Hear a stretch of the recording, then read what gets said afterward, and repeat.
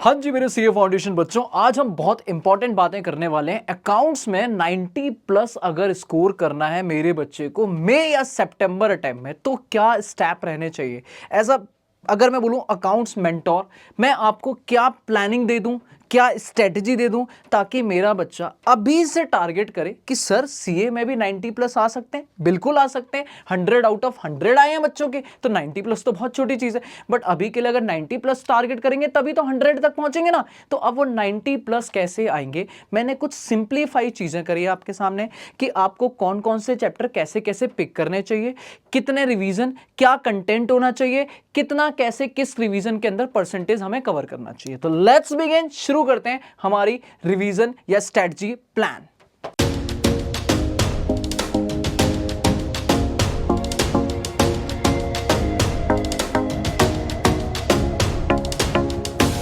हाँ जी मेरे बच्चे, तो ध्यान से देखो। पहले अगर अपने अकाउंट्स की बात करें तो अकाउंट्स का हमारा जो सिलेबस है वो ऑफ कोर्स हमारा एग्जाम 125 नंबर तक का आता है।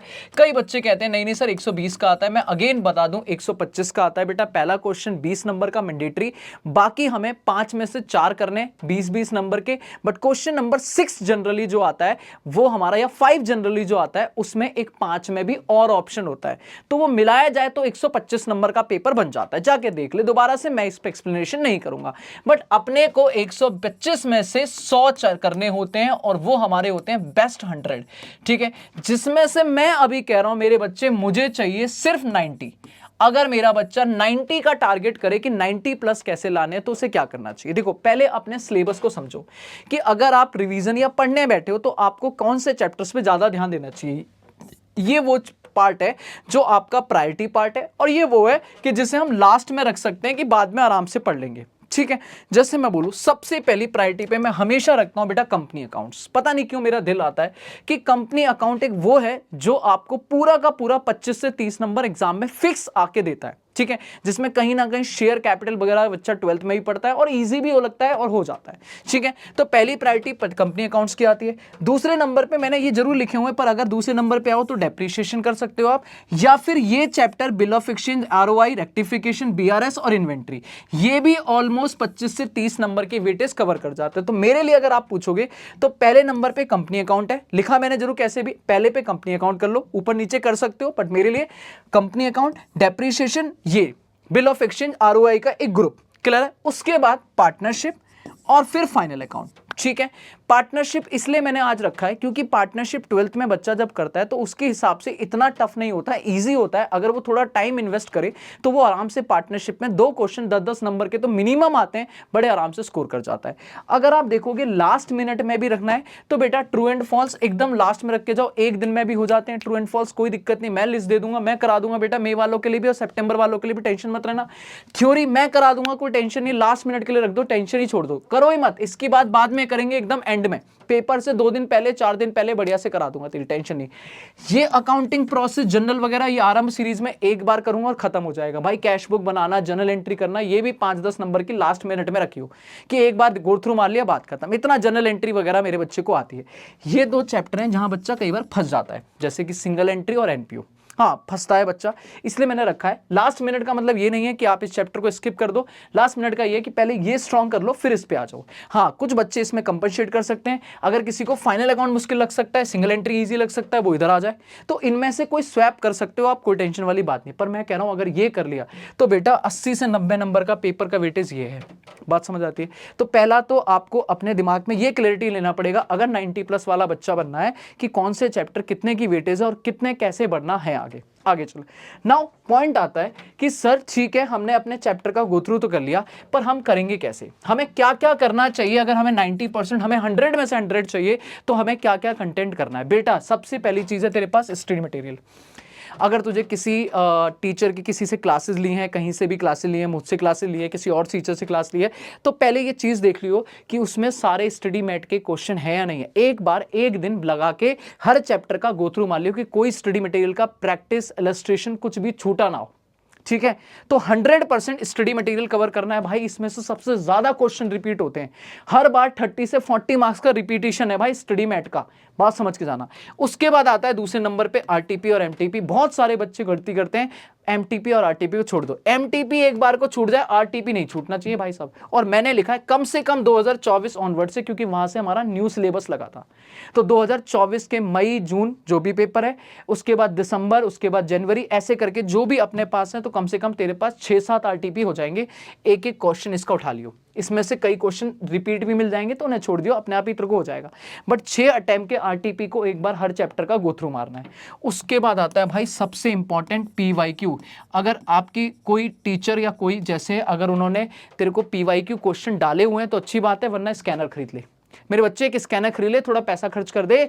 स्कैनर में 20 सालों के क्वेश्चन है, मैं कह रहा हूं 10 अटेम्प्ट के क्वेश्चन कर दे, लास्ट 10 अटेम्प्ट के क्वेश्चन कर दे, बस बढ़िया। इन क्वेश्चंस को अगर तूने कर लिया, ये सारा कर लिया भाई साहब, 100% पेपर तेरे को नजर आ जाएगा, देखा दिखाया। 120 में से 100 नंबर का पेपर तो नजर आ जाएगा।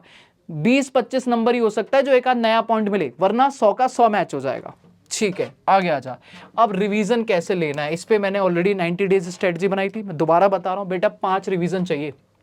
अगर कॉन्फिडेंसली एग्जाम में पहुंचना है और फोड़ के आना है तो सिर्फ वीडियो देखने से काम नहीं चलेगा। पेन उठा, कॉपी उठा, कैलकुलेटर उठा और बैठ जा। 5 रिवीजन। पहला, जब तू क्लासेस ले रहा है, अगर मान ले अभी पढ़ रहा है बैठ के, तो पहला रिवीजन तेरा साथ साथ चलेगा। जैसे मैं क्या करता हूं, याद है क्लास में कोई चैप्टर पढ़ाया, चैप्टर खत्म हुआ, तो उसी के बाद अगले चैप्टर में बढ़ने से पहले मैं पिछले चैप्टर के सारे क्वेश्चन को बोल देता हूं, बेटा एक बार जाके प्रैक्टिस करो। सारा क्वेश्चन होमवर्क, वो रिवीजन ही तो होता है कि कोई भी चैप्टर खत्म हुआ, उसके बाद उस चैप्टर के एक से लेके जितने क्वेश्चन है सारे एक बार लगा दिए, बढ़िया। नाउ सेकंड रिवीजन होता है जब तेरा सिलेबस खत्म हो जाए, तो दोबारा एक बार बैठ जा, सारा कर दे। तीसरा रिवीजन होगा अगर तेरे मई के एग्जाम है तो मई के एग्जाम से 1 महीने पहले, अप्रैल। अगर सितंबर एग्जाम है तो अगस्त। ये तेरा तीसरा रिवीजन होगा, जस्ट 1 महीने पहले बेस्ट पड़ेगा।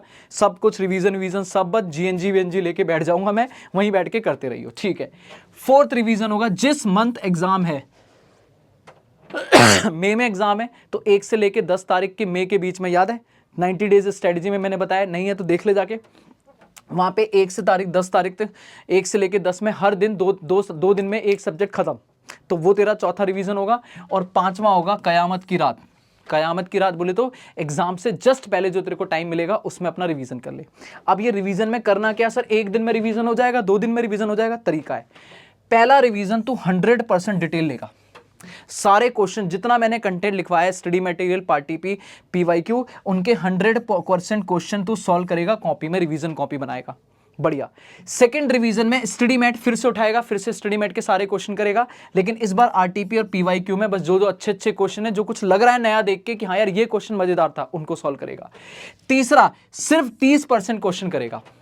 स्टडी मैट, आरटीपी, पीवाईक्यू, जो भी तेरे को 10 में से 3 क्वेश्चन उठाने हैं, बात खत्म। बाकी सारे कैलकुलेटर पे सॉल्व होने चाहिए। ऑडिट टेक्निक, बाकी सारे कैलकुलेटर, सिर्फ 30% कॉपी पे सॉल्व करेगा, बाकी सारे कैलकुलेटर। जो एक दिन मिलेगा ना बाबू, उसमें मैं तो कहूंगा 100% ऑडिट कर दे, एक भी क्वेश्चन सॉल्व करने की जरूरत नहीं है, सारे क्वेश्चन कैलकुलेटर पे सॉल्व कर ले। पर मन करे तो एक चैप्टर से 1-2 क्वेश्चन कर लियो, 10% बहुत है। और एग्जाम से पहले तो भाई कॉपी पेन उठाना ही नहीं है, सिंपल क्वेश्चन देखना है, कैलकुलेटर पे सॉल्व करना है, आंसर चेक करना है। सिर्फ कॉन्सेप्ट हर रिवीजन होंगे, सारे रिवीजन में कॉन्सेप्ट सारे रिवाइज होंगे। नंबर ऑफ क्वेश्चन कॉपी में करने के लिए सबसे पहले सारे करेगा, फिर स्टडी मैट के करेगा, फिर सिलेक्टेड करेगा, फिर ना कर तो चलेगा। ठीक है बाबू, ये तेरी स्ट्रेटजी अगर मैं बात करूं तो बस इतना ही है, मैंने इतना ही है, दैट्स इट बच्चे। ये अगर सही से फॉलो होता है 90 मार्क्स कहीं नहीं जाएंगे। और कमेंट करना भाई साहब आपका जरा अकाउंट्स का टारगेट कितना है इस बार, मई वाले बच्चों जरा हल्ला दिखाना अकाउंट्स में, प्यार बरसाना, 100 है या 90 है, और मई क्यों, सितंबर वालों तुम भी बताओ जरा। थैंक यू सो मच, मजा आया हो तो लाइक शेयर सब्सक्राइब करो, फैलाओ अपने दोस्तों को कि भाई 90 मार्क्स कैसे आने अकाउंट्स में, ये तरीका है। That's it.